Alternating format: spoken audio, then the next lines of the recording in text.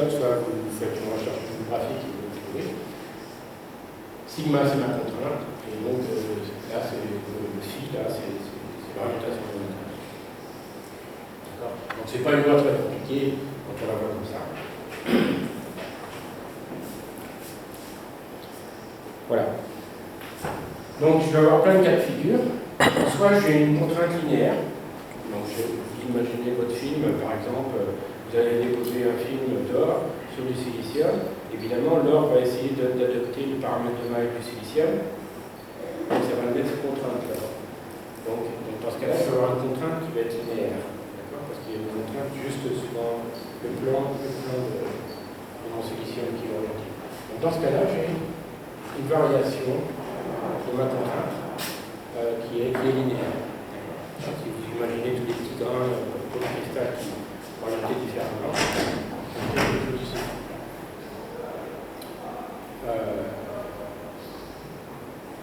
Je peux observer des phénomènes de ce type-là, d'accord, en ellipsoïde, donc ça veut dire que là j'ai deux contraintes différentes. J'ai une contrainte qui est dans ce sens-là et une contrainte dans le sens perpendiculaire. Donc ça c'est des phénomènes compliqués. Je peux avoir des phénomènes comme ça, alors ça arrive souvent. Ça veut dire quoi? Ça veut dire que j'ai un gradient de contrainte. Ça c'est souvent pour les couches épaisses, quand vous allez déposer plusieurs microns. Évidemment, ce qui a proche du substrat va être plus sous contrainte, et au fur et à mesure que le dépôt augmente en épaisseur, il va se relaxer, et donc on peut mesurer ce genre de phénomène. Je ne parle pas du dernier parce que je me rends.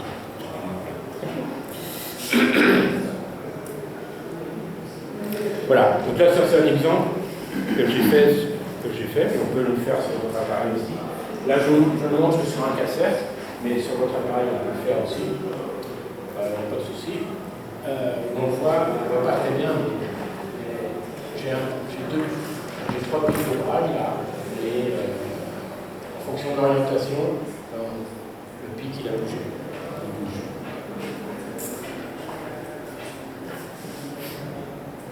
Voilà, donc là on a les doses, c'est le programme que vous avez sur votre programme, c'est le programme que vous avez sur votre PC. Alors le but, c'est en fait on va les mesurer toutes les distances réticulaires.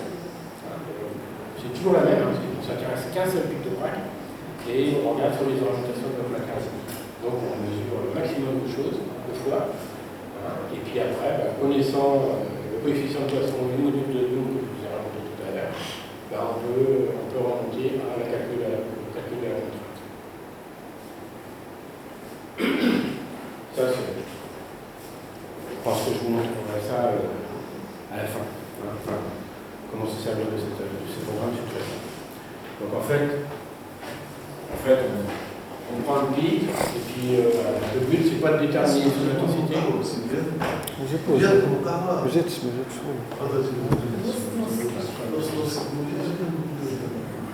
but, c'est pas de déterminer son intensité, on s'en fiche. Ce qu'on veut, c'est précisément de déterminer sa position. Donc là, c'est toutes les mesures, hein, c'est plus 3 à 1. Faire, que j'ai été mesuré avec plein d'orientations différentes, et ce qui m'a permis de tracer cette droite-là. Donc on voit qu'on a une droite, et donc c'est une contrainte linéaire. Et puis le petit programme en fait, qui me permet de mesurer que j'ai une contrainte, là j'ai 229 mégapascales. Une fois qu'on a rentré les paramètres de coefficient de Poisson au module de Young, comme c'est linéaire, on trouve directement la contrainte de mon matériau. Voilà.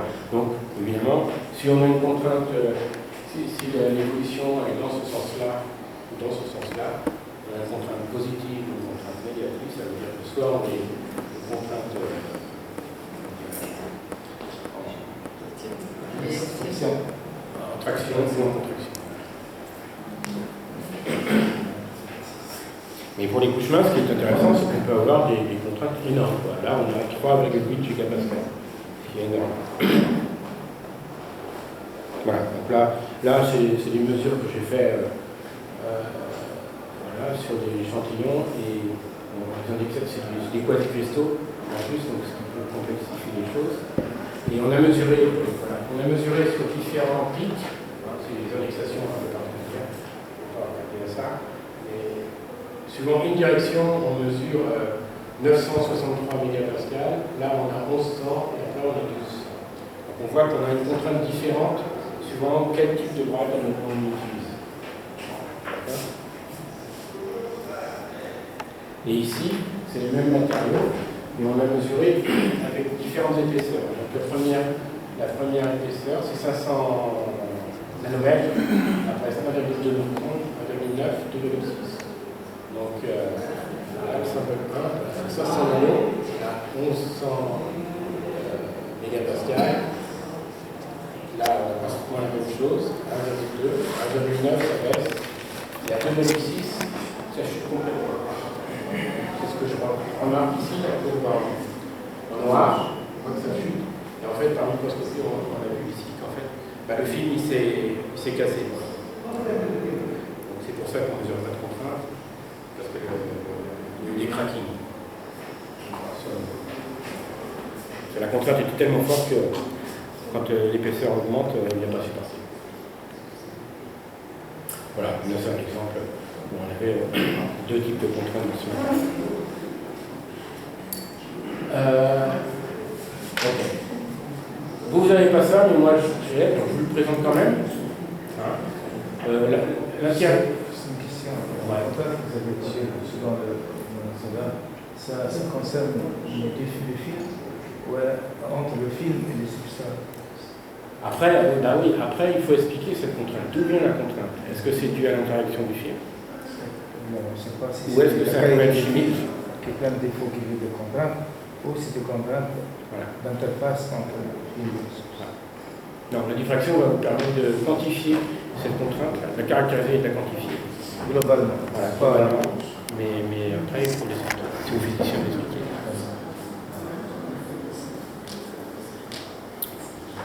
Peut-être que par microscopie, on peut après voir ça.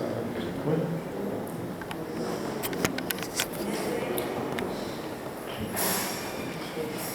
Sans vouloir faire de pub pour Bruker, de toute façon, ce n'est pas des appareils Bruker. Là, après, l'avantage de la diffraction, c'est qu'on peut faire des mesures in situ, on peut chauffer, et on peut, ici, moi j'ai même une chambre réactionnelle qui permet de chauffer le matériau et de voir sa stabilité, quel que soit l'environnement.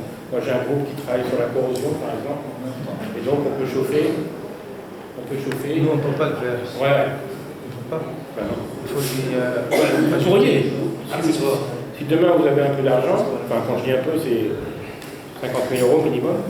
50 000. Vous pouvez acheter un four et vous pouvez le mettre sur votre appareil. Vous pouvez acheter ça. Vous pouvez acheter le truc de droite, là, vous pouvez le faire.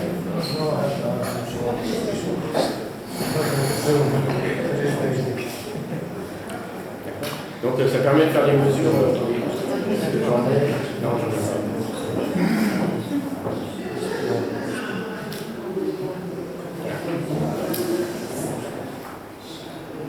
Après, c'est une mesure de réflectométrie. Donc, je ne sais pas si je vous en parle. C'est juste le fait que là, on oublie la brague. On sait que les faisceaux, en fonction de leur énergie, peuvent rentrer plus ou moins profondément dans la matière, en fonction de la densité du matériau. Donc, ce qu'on fait, on envoie une onde, un faisceau incident sur la surface de la touche. Quand l'angle est tout petit, évidemment, tout va être réfléchi. Rien ne va rentrer à l'intérieur. Et si on augmente progressivement l'angle, il y a une partie qui va rentrer et une partie qui va être réfléchie. Et ainsi de suite.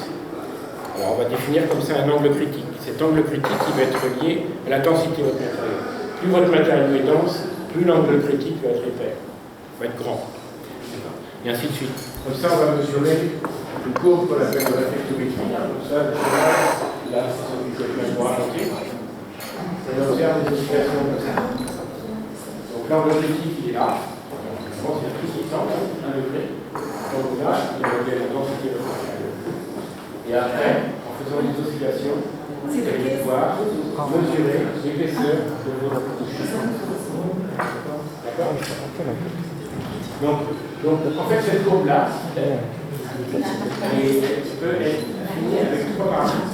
La densité, l'épaisseur et la rugosité de votre matériau. c'est ce qui est représenté sur ce schéma. Un exemple qui peut peut-être vous intéresser, c'est qu'en fait, ben voilà, là on a des multicouches sur lesquelles on a fait de la réflectométrie.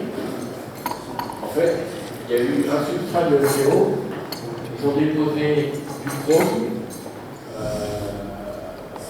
50 nanomètres. Après, ils ont déposé du MgO,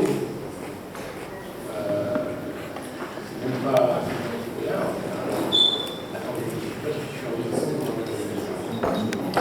Voilà, bon, bref, ils ont du MgO et ils ont déposé du chrome, du MgO, du fer et de l'or. Et donc, en faisant une courbe de réflectométrie, on a différentes oscillations-là. Et cette courbe-là, en bleu, c'est la valeur expérimentale, en rouge, c'est le fit.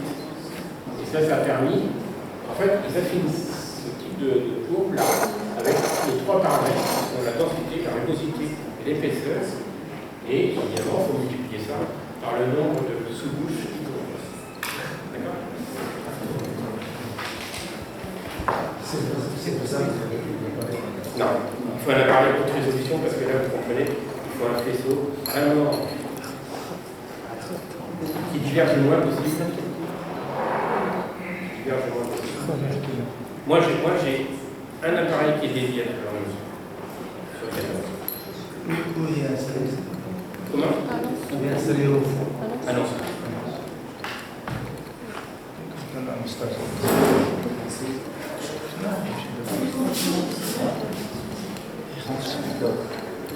Voilà. Ça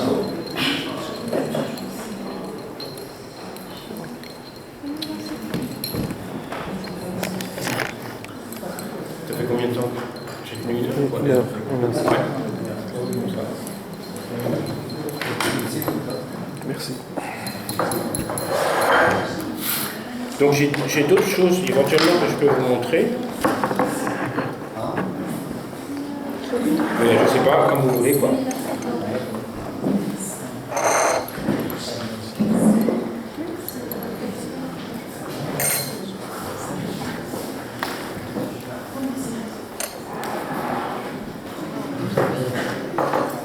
Donc cette présentation-là, je vous la file, hein, si vous voulez, je ne sais pas comment c'est, avec une clé USB, je vous la file.